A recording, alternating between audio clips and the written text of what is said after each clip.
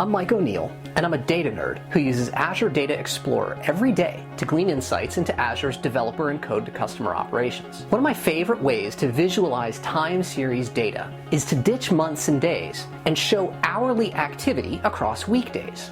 For the data I examine, which is about what developers in Azure are doing during the work week, this kind of view is really important. But viewing intraday aggregates of time series data isn't something that is built into Kusto query language, or any query language with which I'm familiar. That said, it's not that hard to roll your own.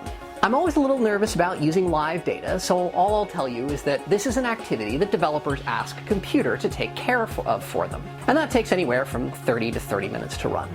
Now, my first step here is just to adjust the time from UTC to Pacific time so we can look at this from the perspective of normal working hours. My data shows a start and end time for each activity, but what I need to do is transform it into a timeline showing each minute of the day and then all the jobs that are running during that particular minute.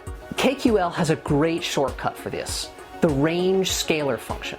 I give it the start and end times, tell it to stop 1 minute, and it returns a new column with an array of date times, all 1 minute apart. Then I just add in the MV expand operator, and for each activity, I now have one row for each minute that the activity was happening, as you can see here.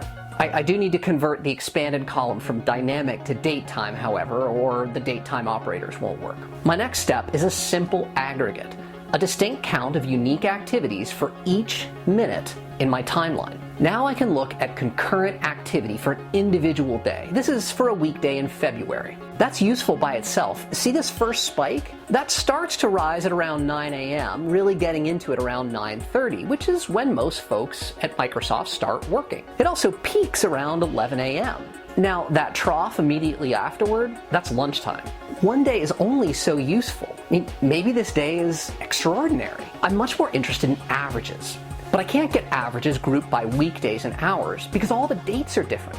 I need to ditch the dates and just get the times. For example, if I have 1:05 p.m. on March the 4th and again on April 2nd, I want to have a second column that only says Wednesday 1:05 p.m. for both of those days. Now, ADX loves time series data, but it doesn't really support the idea of Wednesday 1:05 p.m. as a discrete data value. So what I really have to do is turn every Wednesday in my timeline into Wednesday from one arbitrary week. I can condense all of this code down to a single line, but this just blows it out to multiple lines to show you what I'm doing. First, I get the start of the current week, then I add on 3 days, then I add the hours and the minutes. I added a case statement to give an English name to the weekdays because I can never remember that Sunday is 0 and Saturday is 6. So here's what a typical average week looks like.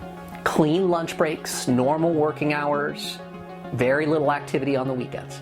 Now let's take a look at a single weekday, Tuesday.